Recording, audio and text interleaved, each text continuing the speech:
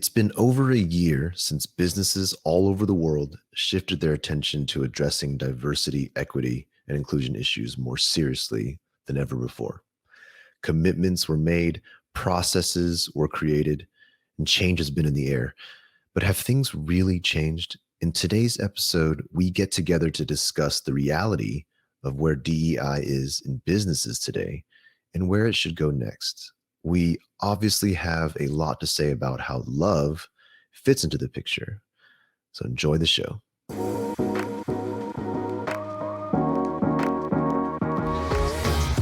Hello, and welcome to Love is a Business Strategy, a podcast that brings humanity to the workplace. We're here to talk about business, but we want to tackle topics that most business leaders shy away from. We believe that humanity and love should be at the center of every successful business. I'm your host, Jeff Ma, and I'm a director at Softway, a technology company that helps transform company cultures. I'm joined today by President and CEO Mohammed Anwar. Hey, Mohammed, how you doing? Hey, Jeff. Hey, guys. Chris Petrie, Vice President. Hi, Chris. Hey. And Frank Dana, Director. Hi, Frank. Hey, Jeff. Usual suspects. So each episode, we dive into an element of business or strategy and we test our theory of love against it, as we all know. Today, I wanted to talk about, take some time on air here to talk a little bit about a topic that's been floating just amongst even the four of us personally in our chats, in our texts. Mohammed, you sent me an article. You sent all of us an article that was really interesting. Almost a month back came out, or over a month back came out. And I'm sure we can put this in the podcast show notes for everyone to check out.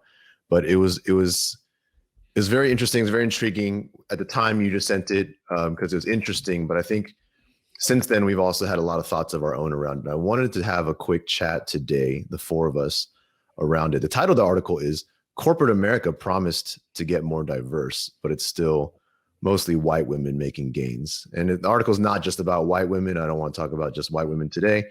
But it is about diversity and inclusion and the efforts that have happened since really the murder of George Floyd to this point, and how it's been so center stage to be talking about D&I, DEI, and these things in the corporate workplace. And yet stats and metrics and reality has shown that maybe we're not moving the needle as far as we would expect. Right, Mohammed? Can you tell us a little bit about that article and what we see in there? Yeah, sure. So the article was meant to see how corporate America and their commitment to a more diverse environment, how had they fared over the last 1 year since, the murder of George Floyd and all the open commitments that corporate America made for a more diverse and inclusive organizations. And what it saw was that while there was movement made, it was primarily for white women have seen most of the gains, especially on the board member seats, which is, kind of representative of at leadership levels and board levels of Fortune 500 companies, how diversity is represented in them. And so while there were gains made, and I think that's a very good sign, it, however, is not representative of the demographics of America. Right. And it's still very underrepresented. Also, the rate of diversity growth really didn't change. Year on year from 2004, the minority representation would grow by less than 0.5% every year. Well, that hasn't changed. It's still less than 0.5% between last year and this year. Mm-hmm. So there's far more to be done. And what we recognize is while commitments have been made and there is some traction for one minority group, which is rightfully something we all should work on, which is the gender gap. But also it shows that it's not truly representative of all the minorities as in proportion to the representation of the whole population of America as a whole. So that was the essence of the article, Jeff. Thanks. This is a great summary. Yeah, I mean, it's almost like you wrote the article, you know what I'm saying? No. So metrics, trends are showing, I guess, despite commitments, a lack of movement. I'm curious, Chris, what's your take on why that is? Like, I know the article talks a little about it, but from our perspective, why do you think that is? Well, I think it's a great sort of movement and initiative to kickstart inside of an organization is to really get serious about DEI. The reality that we've seen and heard and I think anecdotally have heard so many stories about is that the starting place that those organizations went in with, which was anti-racism, was probably too much too soon for where those organizations really were and the readiness they had around being a part of those conversations, no matter what side of the table you were on. And so when you think about starting in those really controversial, deep-seated discussions, it's likely going to lead to a polarization effect, right? Where people are going to walk in sort of hungry for real change and want to be a part of something. And then what they hear are on one side, guilt messages. And on the other side, reliving trauma. And again, being in a room with just silence and people nodding their heads or asking you how you feel about that, but not really changing systems, tools, process, behaviors, interactions, all those things, right? And while I know that in many DEI efforts, it's typically, I call it monkey see, monkey do, or, bandwagoning, where you see someone else commit to it. I'm going to commit to it and we're going to do it better than they did, right? And in DEI, you can't really do that and be effective. You have to assess, where is our organization? What is really the state of readiness from a leadership perspective, from a budget perspective, from a time perspective, right? And you have to be honest, right? And if there isn't a space yet for honesty in general, there definitely isn't a space for honesty about these types of topics. And so the reason why so many of these organizations likely are still stalled out or, went all in and got nowhere fast is because they likely Googled anti-racism training, brought that in, or unconscious bias training, brought that in, and it didn't go over very well. Many folks who are successful naturally see themselves as inclusive, supportive, enabling, and all those things, and like all the positive things that you associate with just leadership in general. People already see themselves doing those things, and so when you're told that you're not that, right, you can imagine sort of cold water being thrown over you. And again, this is not an indictment on leaders who might sort of be resistant or hesitant to wholly listen and accept and adopt those types of things. But, we've learned that, when you come in and you just start the conversation off, from a place of self-awareness, you avoid pushing people into that place where they turn off all listening ears to any topic around sort of inclusivity. And so from my perspective, just the approach that so many people try to just Google and copy and rinse and repeat has probably led themselves, finding themselves further from the starting line than where they wanted going in. Agreed. Yeah. Totally agree, Chris. And I think the intent is there, all of the organizations, commitments and everything. And I think we saw those open commitments. And I think in the moment, the intent was great. I think it's just the approach that they may have taken to build upon that commitment is where maybe the outcomes that they had hoped for haven't been achieved. And we've observed, as Chris rightfully mentioned, that I think a lot of them went too hard with the angle of anti-racism training or unconscious bias training. And I think, to be honest, in a state where society is polarized, these kind of initiatives probably furthered the polarization and did not help. Because ultimately, I think the way to approach, and I believe the way to approach, and we've seen this inside of our own organization ourselves, is to start with the commonality, start to use love as a way to get people to the table to start having the conversation.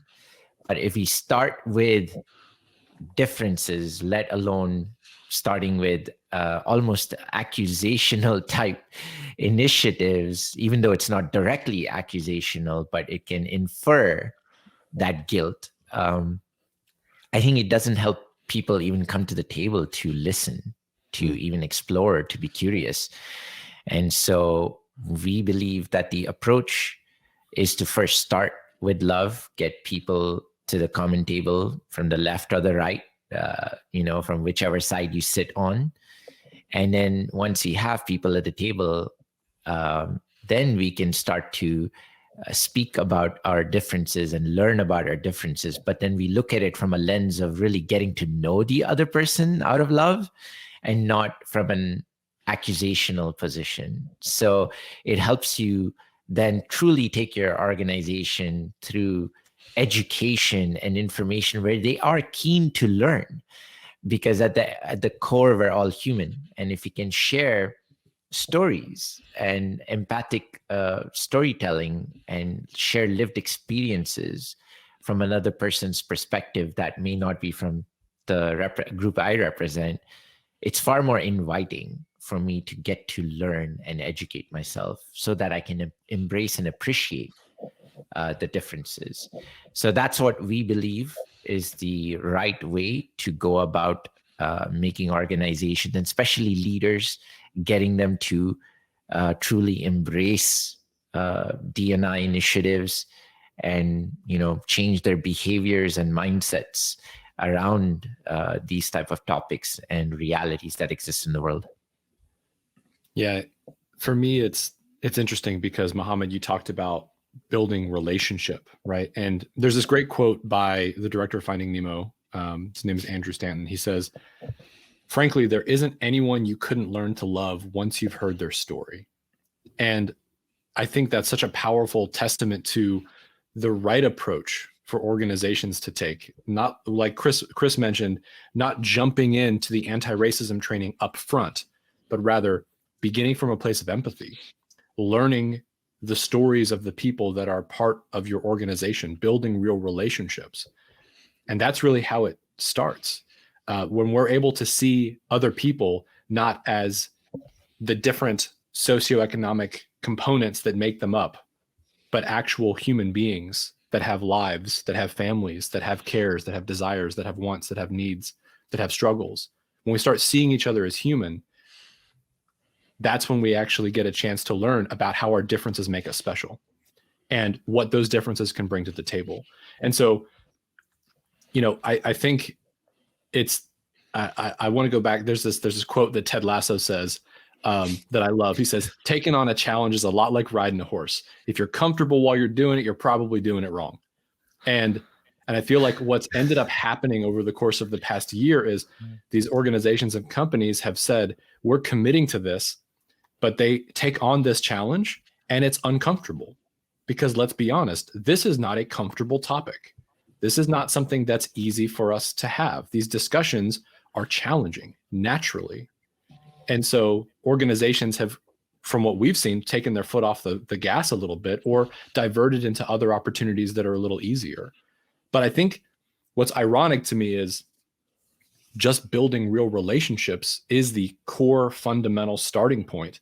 And while it's uncomfortable to have conversations that are outside of what you typically have, it's still far easier than trying to ram a new diversity and inclusion initiative down people's throats and trying to force them into these discussions about things that will polarize them and actually push them further into their unwillingness to learn and grow and explore. So I got to drop that.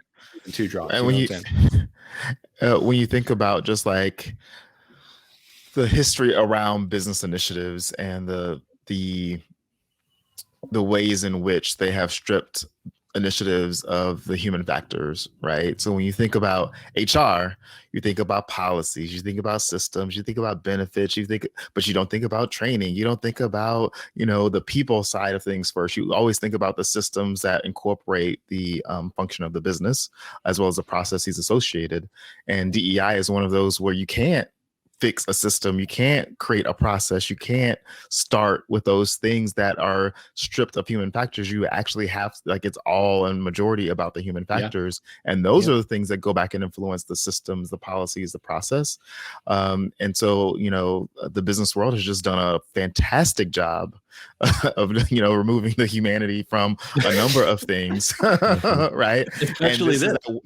Right, and it's not, again, this is not an indictment on sitting leaders who are probably like, well, of course you got to operationalize it. And it's like that's the challenge, is like delaying that mindset and starting with the mindset, but before we operationalize it, who is, like, you have to figure out the who, right? And that is typically the last thing in most business strategy development, is who always is last, whereas with DEI, who has to be first. And if you can't answer who, and that starts with leaders, like figuring out who they are, how they lead, why they lead, why they behave the way they behave, and figuring out that stuff, and then changing their mindsets, looking at how they are, doing things maybe not the best, how they are, failing at certain things, how they are maybe overreacting to other things, and taking that time to really think about that. Because if they're not embracing a new mindset, they're only going to replace a failing system with another failing system, right? Like you're bound to repeat the same mistakes if you're going to take the same approach or the same mentality towards it. And so with DEI, you can't approach it the same way as you would any other business strategy. Let me Google a competitor or an aspirational competitor, see what they did, and then I'm gonna go and find the same vendors, the same processes, the same tools, and then I'm gonna bring that here, which works in literally just about every other function. But then with DEI, when you try and Google someone else's strategy, like, they have a different set of humans, they have a different context, they have a different sort of situations that are going on. While there may be patterns that are similar, like you rarely hear in case studies like the behaviors of the groups that are being sort of touched by these solutions or these processes, right? You don't hear about the mindsets, you don't hear about the baggage and the resentment that has built up. Like, I have yet to read a case study where they actually outlay, oh, the leaders are super arrogant, and so therefore it made everything different, right? Like, you don't get that, you don't get those realities. And so you go and try and copy what they did, and you get, mesmerized by the numbers and the stats and the results and the cool things that did, right? But you don't hear, wait, were their problems and situations one for one with me? Am I trying to replicate something that won't work for me?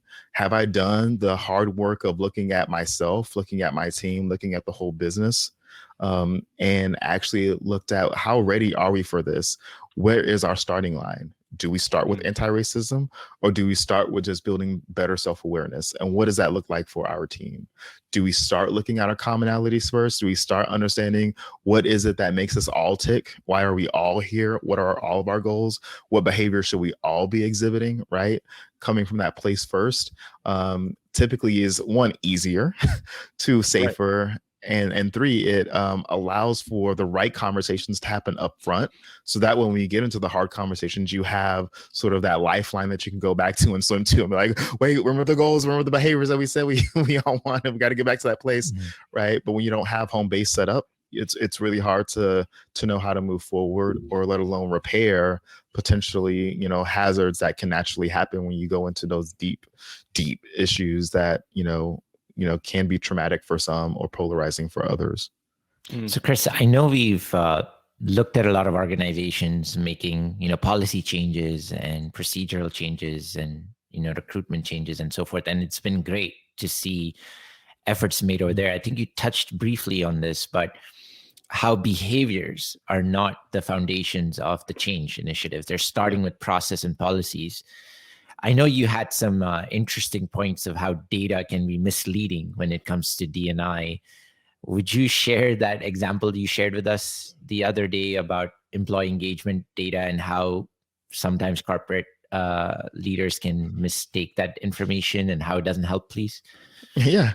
So traditionally, when we look at data, especially when it comes to like market share or, the traditional things that we review for business reasons, we see like, oh, we're 80% higher, or we have like, 80% of market share. Great. We're doing great.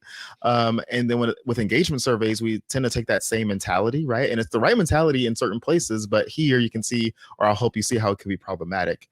But you take that and you see like, oh, wow, 80% of our team is super engaged. We're doing great, you guys. Like, our D&I efforts are going to be easy. We don't have to do that much. It's great. Like 80% of the people are enjoying it here or not having an issue. And we have this 20% like, yeah, together, right? And you sort of dismiss the 20%. If you're really committed to D&I or DEI or diversity, equity, inclusion, if you want me to say it out full stop, shout out to Javon. We miss you, Javon. Yeah, Javon. Hope you're doing well. Yep, I was thinking about Javon. His name pops up in my head every time. If you're listening to this and have not heard the podcast we've done with Javon McCormick from Scribe Media, go back and listen, and all of this will make sense. But if you're really committed to DEI from that perspective, you do have to lean into that 20%. That is where your focus and attention has to be. You can't dismiss the 20%. You have to maintain what's going on with the 80% and figure out ways to improve the experiences for the 20%. And so many leaders miss that. And so when they get those engagement results, they can easily find themselves quieting or dismissing the 20%. I'm like, oh, that's only a minority. And it's like, well, DEI is about the marginalized experiences, right? Like, so, it's a really interesting paradigm to shift that line of thinking and that line of analysis to go in and say, why do we have 20% of our team having a different experience from the 80%? And when you just stop and ask yourself that question, hopefully there's a curiosity there that will drive you to want to learn, understand, and not be offended if it comes back that you are contributing potentially to that cross-grain experience. And what I will tell everyone is that you can be a marginalized person or in the minority or a person of color or a woman and still be contributing to the bad experiences of another marginalized group. So this is universal. And many times there's leaders that I've met and spoken to that miss that believe is just a certain group that is contributing to this experience, and that's not true, right?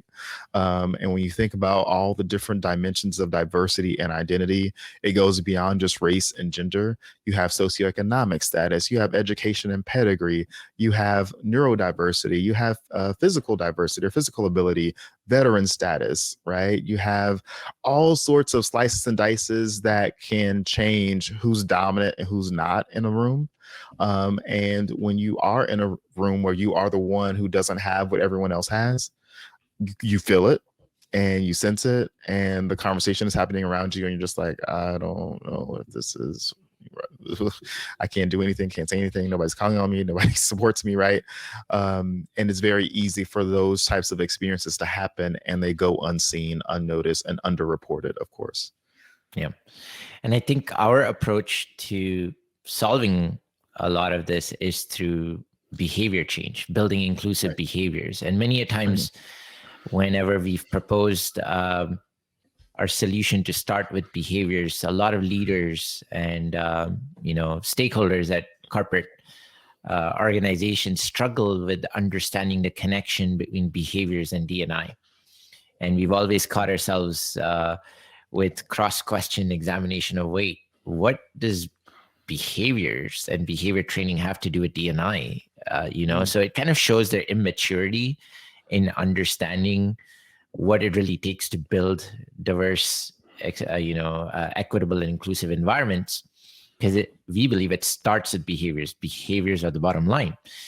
In fact, I know Chris, Jeff, and Frank, we just saw this article on BuzzFeed about the Sony employee who sued Sony for discrimination. And when you look at that article and you read through everything that is outlined as what was done to her in terms of discrimination comes back to behaviors. It does. And when you really come to think about it, behaviors that we might be demonstrating to anyone potentially, but if it does happen with a minority represented group or an individual from a minority group, it could become a cause for a EEOC claim or a legal lawsuit. And so our approach is we start with behaviors. Let's work on changing the behaviors and the mindsets of our leaders and the individuals in your organization. If you really want to make a difference in DEI efforts, you have to start with behavior change.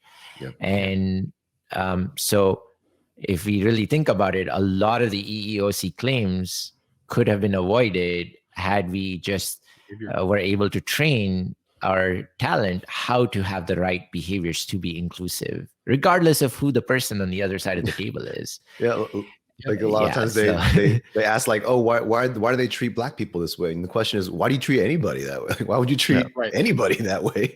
Like, why does that behavior exist? Exactly. So like part of our approach is to build self-awareness, right? To help us understand our surroundings, the impact we're having on others, and how others are impacting us. Like, and when we're able to build self-awareness of our behaviors, we start to recognize the fact that that is where the inclusion piece of diversity, equity, and inclusion actually plays, right? Because if you have representation across your organization, most people consider diversity covered, right? Like, I have a strong diversity and inclusion program, but if behaviors are not considered, you'll never unlock the value of different dimensions of diversity. So in order to get to that point, you have to create behavior that is actively seeking opportunities to not just give a voice to people, but also create opportunities for people. And that's where a year into this, right? A year into these massive commitments, that's where corporate America still needs to move and progress into the recognition and understanding that inclusion is unlocked as a result of our behaviors, as a result of the self-awareness of how we're treating others, and finding and making sure that we use our positions to make sure that there are people that need to be in the right positions and right places. So, I mean, it's nice to see, like you said, Mohammed, the progress that's happened over the past year, but there's so much more work that needs to be done. And I feel like it's not as hard as people have made it out to be when it comes to a starting point, but a lot of folks just haven't recognized that it starts with building real relationships and building that self-awareness. Agreed. And, you know, I think there's an incredible focus on systemic issues, right? And when you really think about it, how did these systems come into existence? It's not like they just miraculously just appeared. It started with people's mindsets and behaviors, because some people in position of power instituted those processes and systems that are discriminatory, right? And they may have done it unintentionally or unconsciously, whatever the reason might be. The solution isn't to go try to tackle the systems.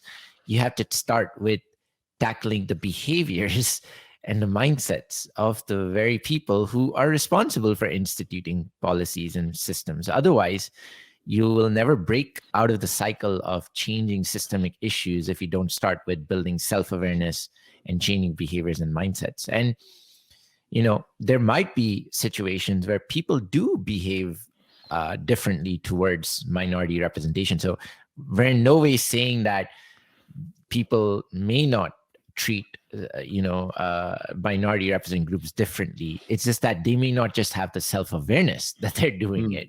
So to help them with that, we have to start with behaviors and mindset, awareness and training. And from there, you are able to fix the root cause to then change the systems, which is a symptom of people's mindsets and behaviors. So if we start at systems but don't address the root cause, are we really going to make path forward? And that's where the question becomes. And so the answer to solving people problems is to start with the people and the people's behaviors and mindset, not with systems.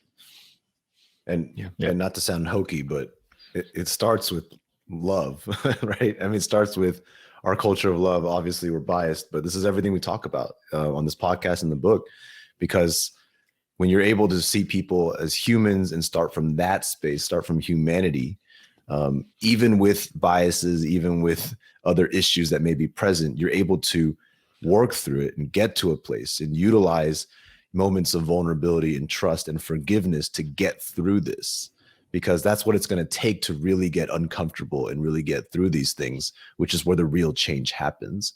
And there's no magic wand to just say, here's the new process, here's a new policy that we all follow, and all of a sudden these real human issues and conflicts and pains and struggles just disappear. It has to be a human solution to a human problem. And so love is kind of, the most powerful weapon, if you will, to addressing these, right? Yeah, I totally agree. And the other benefit is, if you are looking at diversity, equity, and inclusion from the lens of humanity and love, and like say, hey, if we can help the most minority or marginalized groups, you're actually going to benefit everyone. And Chris, I'd love for you to share a case study of how looking, working towards helping minority groups, how it helps majority of the groups. If you don't mind sharing that story, that'd be awesome. Yeah. So this was back in the 60s or 70s. I am not a historian and dates are not my thing, but the stories are. So way back before I was born, the community for people with disabilities were really trying to advocate to governments locally and federally around building in curb cutouts into sort of sidewalks, so that way crossing streets became easier if you were in the wheelchair. They got pushback. People were, thinking about the budgetary impacts, of course, and, finding all sorts of reasons why it might not be ideal. Nevertheless, they got it approved, moved ahead. Curb cutouts were a thing, became a thing. And they did studies afterward to see how, the impact of those. And what they noticed was that it wasn't just people with disabilities who were now able to move easily and freely around cities and street corners, but it was also women with strollers or men with strollers. It was people who were moving things on wheels, such as delivery men, etc. Right? Like anybody who had additional things that they were pushing or carrying actually made it easier for them, so they benefited. And then the other interesting thing was that, deaths for pedestrians dropped, right, who were crossing streets, because now they had somewhere to stop to signal that they were walking into oncoming traffic, right? So all of these things just blossomed after those curb cutouts that would have never happened had that community not advocated for those things to be implemented. And now we would find it weird to go to a curb and be like, wait, where do I stop? Why is this right? We would all be frustrated. And so the idea behind that story and that, example is to show everyone that when you take care of the most marginalized group, you solve problems for everybody. And so I know that sometimes when people hear diversity, equity, and inclusion, when they hear DEI, when they hear culture, they hear potentially, something is being taken away from me, or opportunities are not going to be there for me, or I have to give up something now so that someone else can win and I lose, right? It's a natural human thing, right? And there's nothing that's not a bad thing, it's just a thing. But when you hear that type of story, you can see wait, everyone benefits from mentorship programs. Everyone can benefit from allyship. Everyone benefits from sponsorship. Everyone benefits from being able to be their whole selves inside of the office, right? And so there isn't anything that you give up, even though it might feel that way, because some of the efforts initially might be focused on enlivening or at least enriching the experiences for those who might be starting from a different place than you are. Yep. And I would agree in that same vein, the way that we've taken an approach for inclusive behavior training is, while there are visible things by the eyesight that you could see differences from physical identity, gender, ethnicity, and race, our focus is, don't just stop there. You need to be inclusive of things that are invisible to you. Maybe the way people think, maybe the way they manage time, how they make decisions, what they value more in life. And when you are able to make space and be inclusive in your behaviors towards even the invisible aspects of elements of diversity, you are now creating a better environment and place for every human at the workplace, because now the leaders and the coworkers demonstrate inclusive behaviors. That's not just needed to treat, say, a person of color better, but also anyone who is human and interacting and being able to experience those behaviors benefits from it. So by teaching inclusive behaviors, you're not just making space for the minorities and the marginalized communities, but also you're making space for everyone, no matter what their situation is, what background they have, and even the things that are invisible to us in terms of how they are different. you're making space for all differences to come together, different perspectives to come to the table, and you're able to become a much better, high-performing, innovative organization that is resilient. And so, I think that's the real solution that corporate America has to jump on, is start with behaviors to see a true long-lasting change in all of corporate America to truly become diverse, equitable, and inclusive. Mm-hmm. If we start at processes, we're going to probably not make a lot of traction. We might do short-term traction, but it's not going to be sustainable. And secondly, if we even start having education and training, starting from the lens of, polarizing conversations or maybe borderline accusational type positions, you're going to distance the people from the table to have those conversations. So that's our approach. That's how we like to take our customers, and that's what we strive to practice inside of our own organization. And so we're hoping that we can bring about this awareness and spread this information and message for those leaders out there who are really who are committed to a change but don't know how to go about it. Hopefully this discussion of ours is going to bring value and helps you guys with your commitments out there. Absolutely. Thanks for that, Mo. It's a perfect close to this conversation. Thank you, Chris, Frank, Mo, of course, for having this talk about this uncomfortable thing. I know there's more to dive into. I'm looking forward to some future conversations as we talk about getting really tactical around this stuff. But as Mohammed mentioned, this is our entire mission. It's built around bringing humanity back to the workplace. That's why we do what we do. And it is possible. So, anyone out there feeling like they're losing hope, losing confidence in what's going on, it's not all bad. We've seen it work. We've made it work. And we want to make it work for more people. So opening that conversation, come talk to us. Check out our book. Keep following the podcast and those things. Hopefully the message will get through and grow from there. This movement will grow. So with that, we do post new podcast episodes every Wednesday. And if you like what you're hearing, if you have any suggestions or topics you'd like us to cover, let us know at softway.com/labs. That's LAABS. And be sure to leave us a review and share with your friends. We appreciate all of that support. And with that, we will see you all next week.